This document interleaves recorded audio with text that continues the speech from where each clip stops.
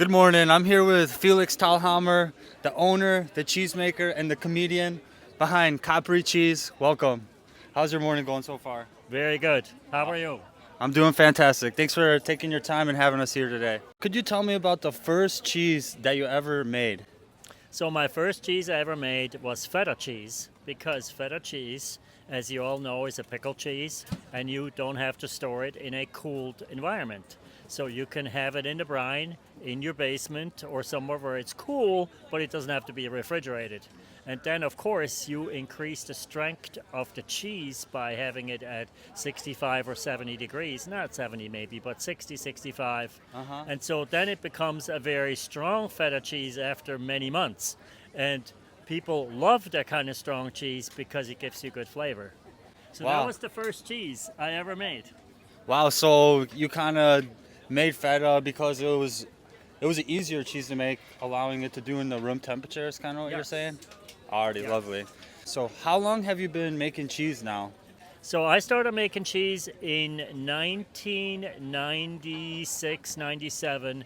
I bought goats because my son Leaf needed goat milk to, because he was allergic to any cow dairy, any soy milk products, anything like this. And so the only thing that really helped him survive was goat milk. And he did extremely well and came out of the difficulties when you first have a newborn. And so that was my introduction to goat milk. So what differentiates goat milk from a cow's or like a sheep's milk he was allowed to eat it? So goat milk is lower in fat, on average somewhere between 2.8 and 3.5% butterfat. Cow's milk is somewhere between 4 and 4.5%, and sheep milk is around 6%. So we have a variety of different aspects. Also, in the early days, cow's milk wasn't A2 milk. Uh-huh. And I don't really know how to explain A2 milk. It's just easier digestible. It's more on a grass-based, older tradition. And now we're all going back to this because there's so many people allergic to cow dairy products. And A2 milk helps with that. It still doesn't eradicate everything. But sheep and goat are easier digestible because the fats in the sheep and goat milk are higher. simply easier digestible. Okay. And therefore, people do much better. Wow, that's an amazing story. I never really knew that difference about, like goat, sheep, and cow cheese. So thanks for sharing that. So we got a lot of cheese myths out there. Do you have any cheese myths that aren't true that you'd like to share? Uh, well, that's a hard one because I really didn't think of it that way. As cheese, I often get asked, this is fresh, and I said, yeah, I just harvested it off my cheese tree. So, so that's a good one. Also, that goat cheese is just terrible and it just stinks. And that's not the case at all. If you've ever tried my goat cheese, you would say quite the opposite. And the flavors on aged goat and sheep cheeses are actually milder than cow's milk cheeses. And so some people really enjoy the strong flavor, but not the overwhelmingly strong flavor. Mm-hmm. And so, yeah, that's what I would say. Just come and try it. Mm-hmm. I'm a lover of goat cheese, and this is a good spot to get your first goat cheese experience. Yes, because it's free.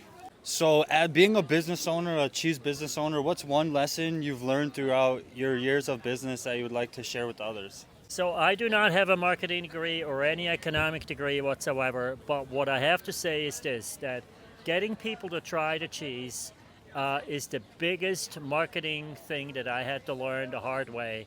And probably, I would say in the last 10 years, my sales have dramatically increased by just making sure that everybody that comes tries a piece of cheese.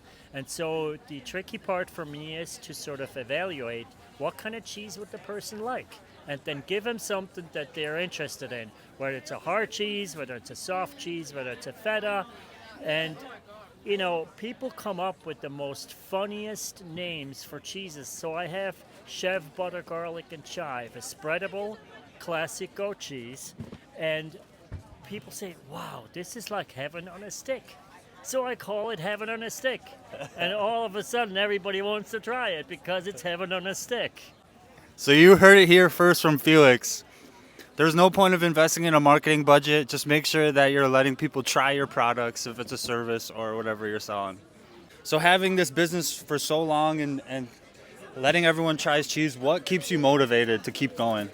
Well, the conversation with the customers, the good connections, there's new people, and they all seem to be interested in food. Food is a very important part of our life. As a matter of fact, food is probably, besides exercise and regular sleep, the most important one thing that you can do to make sure you're healthy and you sustain life and you become, what you want to become. Yeah, I'm a huge believer in that too. That's why I want everyone to be shopping local here and understanding what you're eating. That's really important on top of getting that physical exercise. And finally, Felix, if people want to come and buy your cheese, where are you going to send them? Here or where are you at? Farmers Market is the largest outlet, Dane County Farmers Market, and we're here from like 6:30 in the morning till close to 1:30, I would say.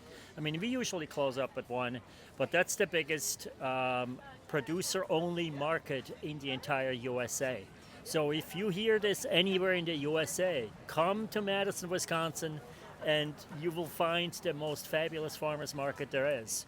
And then I also do the North Market on Sunday, but that's pretty much the only really good outlet that you could try all of my cheeses.